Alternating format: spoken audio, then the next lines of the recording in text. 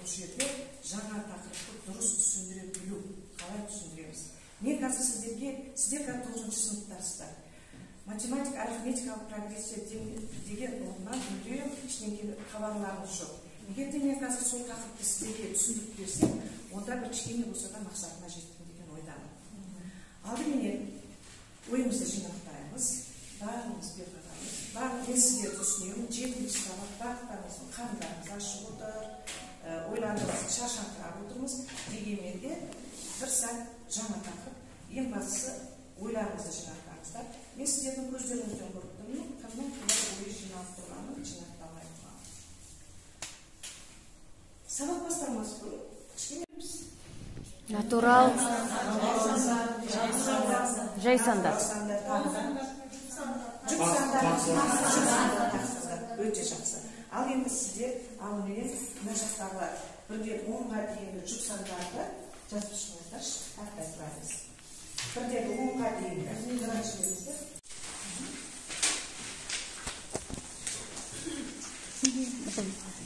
Ат жазамыз.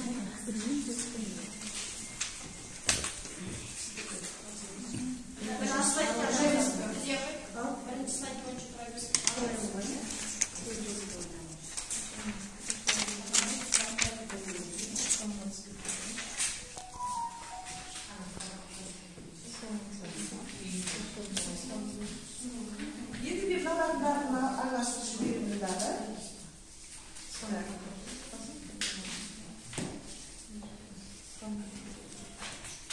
Мына сандар тақтаға шығарайық.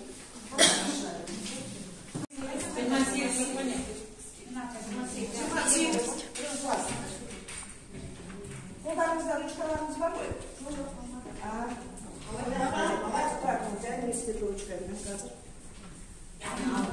Сіздер байқап отырсыздар, жұп сандар қатарын өз суретімен орналастырып. Жаңағы тізбектеріміз біз былай жасап кетеміз. А1, А2, А3, А4, А5 тақта ол шексіз, ол кете береді. Мен қазір бесінден алып отырғанымыз 30-ға дейін ғана жаздар. Ол А-ен, ары қарай А-ен плюс 1 кете береді, шексіз. Жалпы сандар шексіз ғой бізде кете береді. Сонда сіздер мынаны бірінші, мынау арифметикалық прогрессияның бірінші мүшесі деп аталады. Төменде мұндағы мүшеге қандай да бір тұрақты санды қосқанда шығады. Ол Д деген сан. Д дегеніміз айырма деп аталады. Айырма деп аталады. Д-ны табу үшін кәдімгі теңдеу шешеміз. А1-ға қарай көшіп саламыз. Сонда А2-ден А1-ды алып айырманы табады екенбіз. Енді А3-ны табу үшін жаңа мен айттым, алдындағы мүше ол А2. Тағы да бұны қосамыз. Ал енді А2-міздің өзі неге тең болды? А1 қосылған A1-ға тең болды ғой. Тағы да мынадымыз бар емес пе? Енді осыны қосамыз. А1 мына жерде енді 2-ді болды. 2-ді болды. Енді А4-ші мүшені табайық. А4-ді табу үшін алдындағы мүшеге көшеміз. А3-ге бұны қосамыз. А3 деген біздің өзіне тең болды? А1 қосылған 2-ді тең болды. Тағы да осыға бұны қосамыз. Нәтижесінде нешені алды? 3-ді. Енді А5-ші мүшені сіздер айтып жіберіңіздерші. А4 қосылды.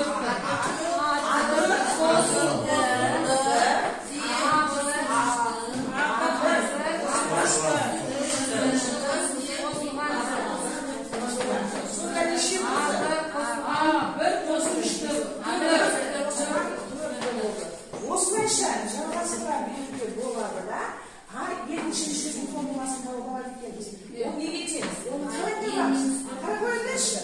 А1, барлық жерде А1 қайталана береді. Оған тиіспейміз. Қандай таққа қосылыпты? Қайталаныпты. Қосылып қайталаныпты. Енді мына жерде қараңдар. Біз 2-ші мүшені тапқанда D-ның алдына коэффициент 1-ді тең. 3-ті тапқанда 2-ге тең. 4-ті тапқанда 3-ге тең. 5-ті тапқанда 4-ге тең. 6-ны тапқанда 5-ге тең. 1-ге тең. Яғни мына жерде N десеңдер N минус 1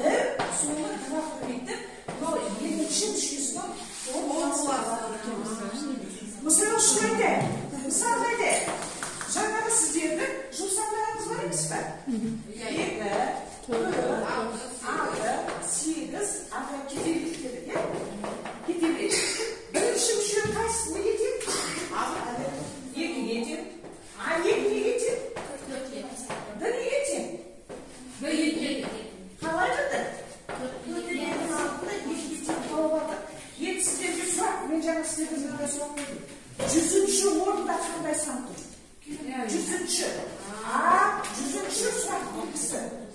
Соны қарамызда мына жерге қоя саламыз орнына. 100 тең болады. А-да бізде тұрақты. 2 қосылған. Мына 100-ден біреусі кем? Қанша? 99. 99. Соны 2-ге көбейтеміз. Енді 2 қосылған. Мынаны көбейтеміз. 18. 198 ба? 198. Соны қалды бізде 200. 100-ші орында 200 деген санымыз кірген. Сіз миллионшы санды да таба аласыз. Қай орында қаншасыншы сан тұрғаны. Сонда мына арифметикалық прогрессияны еншілеп жүрген боласы екен. Ал енді сонымен ары қарай біз тақырыбымызды бекіту үшін осы бастары болған слайдымызды жаңағы несін жоқ ары қарай былай жүргізіп мына формулаларын айтып мына жердегі шығады. Мына есептерді шығартып алып қазір уақытымыз тығыз. Сонда мен мына мысалы мынада есептер болды. Жаңағыдай дискрипторымыз бар. Бірінші мүшені белгілі, белгілі. 23-ші мүшені табу керек. Шығару жолы. Келесі басымыз. Мына 23-ші мүшені табу үшін бір қосылған 22-ді. Жаңа дымыз белгілі, бірінші мүшеніміз белгілі, екеуін қосып 27. Талап етем.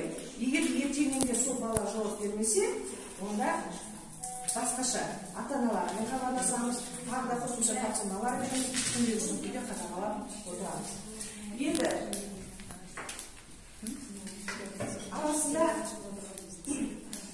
бұл жерде бізге айтқанда, мына деп айтқанда кішкене келетін әдіс тәсілдерімізді де айтып жөнсеңдер айтып келді. Енді бізде өздеріңіз білесіздер, педсоветтерде де айтып жатыр, көбейту кестесін бастауыштар қиналып жатады. Көбейту кестесін жасамай келеді, оқушылар мәселе шатасы кетеді. Сол көбейту кестесін жаттатуды ерлей қақша. Мен жасап бердім осын балама. Тәсілі бар екен. Үлкен жолда мен айтып кеткенмін, дегенмен де тыңдамағандарыңыз болса, есіне білгендеріңіз болса. Мысалы мен 7-менен 9-ға көбейту кестесі. 2-ден бастап 9-ға дейінгі көбейту кестені ерінбей осылай жаса аласыздар. Балаға, әрбір баланың қолында болу керек. Әрбір баланың қолын жатта дейсіз. Сонысын ештеңе қолына бермеңіз. Бәрін алып тастаңыздар, тек осыны ғана беріп қойыңыз. Бала қарап отырады. 7 деп өзі ойында бар ма, біле ма? Біледі. Артына қояды. Артына қоямыз. 7-де 2 14 екенін біле ма? Артына қояды. Жаттау үшін көбейту кестесін. 7-де 3-ті ұмытып қалды. Артына қоймаңыз, ортасына жіберіңіз. Балаңызға шүкір айтасыз, ортасына кетесіз. 7-де 4-дің 28 екенін білесіз бе? Артына қойыңыз. 7-де 5-ің 35 ұмытып қалдыңыз. Артына 35-ті қарап аласыз ба? Ортасына қоясыз. Сонда мынау қайталана береді. Қайта өз-өзіңізге қайта сияқты, бұлай ойнап отырған сияқты. Мұнаны пока жаттамайынша, мұнаны қайталай береді бала. Артында жауап отыр. Осылай қайталай бересіз. Сосын кейін барады дағы, мұнаны аптан жаттап алғаннан кейін 8-ге көшеді, сөйтіп 9-ға көшеді. Міне 9 жерде 1, 9 айтасыз. 9 жерде 2, 18 біледі. 9 көбейсе 9-ды жаттастырады. 9 жерде 3-ті мысалы 27-ні ұмытып қалды. Бірақ ортасына артына қоймайды, ортасына қояды. 27 екенін көріп алады дағы, артына қояды. Өйткені анау қайтадан шығады қазір. Қайтадан шыққан кезде, 27 еді ғой деп қайталай береді. Сонда мынаны қайталай беру керек. Бір сағат отырғаннан кейін баланы демалдырып алу керек дағы. Бүгін әне бірден 4 кестесін жаттау керек. Сіз беріп қойдыңыз, қолына беріп. Оны баланы әбден жаттағанын тексеру үшін енді сіз мынаңызды араластырып жіберіңіз. Наразы болсын, бәрі кетіп қалу керек, бұл араластырып. Сосын кейін барып былайынан жауап беру керек. Сосын кейін ертеңінде сабақ былайынан айтып отырады уже, араласып кетті мынау. Барлығын біледі. Сосын кейін ертеңінде келгенде бір-біріне келіп ойнасын. Мынаны беріп қойыңыздар. Сонда 24 оқушыда 2-ден бастап мына 9-ның көбейту кестесі толық қолдарында болу керек. Ерінбеңіз келіңіздер, мынандай жасатып алсаңыздар, жақсы. Мына даже мен бүйтіп ойлап отырмын, мынаны кеше екеуім ғана барып Исмаилге жасаттым да. Мынаны скотчпенен қаптап қою керек та. Мынау содан да шыртылмайды, келешекте ламинировать керек болады. Ламинат. Не ғой, мына осы скотчпен қаптап қойсаңыздар, мынау арнайы баспаныштарға алып келіп, мына қайсыларыңызға бесінші классқа өттім. Мынау бірінші басқан кезде мынандай нені қосып қойсаңыздар жақсы. Балаларымыз жаңа қызығушылығын арттыру үшін. Мынау немен өзі шығатын дауысы. Слайдтан шығатын еді. Мына не жоқ болды. Сөйтіп, сосын келесі слайд көрсетіңіз. Тағы да. Проверка, бірінші пост, не деген, корабльмен кетіп бара жатырмыз. Бірінші постқа келген кезде проверка документов дейді. Ол жерде шетелге барған кезде біз документімізді ауыстыруымыз керек қой. Бірақ бізде документ жоқ, ол проверка документ, ол үй тапсырмасын тексеру. Сол момент үй тапсырмасын тексеріп аласыздар. Сосын кейін келген жағдай, мына путешествие аралға келдік, аралда мынандай есептер шығарылады. Бастауыш сыныптар, мынау бізде осында архивке қойып қойдық. Алып сабақтарымызға қолданған десеңіздер болады. Мына жерде попугайлар, ол жерде А тобының есептерді, астына А тобының есептерін жазып қойсыздар, жеңіл есептерді. Ортасында динозавр келіп тұр, ол динозаврды кішкене зеректер, тез шығаратын оқушылар, ең асты суда, мысалы кейін акулаларда күрделі жақсы есеп шығаратын оқушыларға астындағы есептерді беріп шарттар бергендеріңізге болады. Бұл да бір пәнге қызығушылықтың бір түрі. 40 жыл ұстаз болсаңыздар да, білемін деп айтуға өз басым мысалы үшін қорқамын.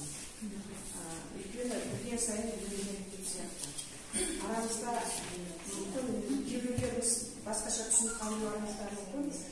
Мысалы, осындай платформаларды жақсы меңгерген, жақсы ұстаздар. Бұлар көрсен көзін ашылды ғой. Институты жаңадан бітіріп жақсы жан-жақты көп платформаны меңгерген ұстаздар ортамызда отыр. Сондықтан біздің де осы жерден үйренеріміз көп. Сондықтан бәріміз білімімізді асып-тасып, соны көрсету үшін ғана шығып тұрған жоқпыз. Біз де сіздер сияқты ұстаздарымыз тек осы білетімізбен бөлісіп сіздермен жаңағы ортаға салсақ деген ой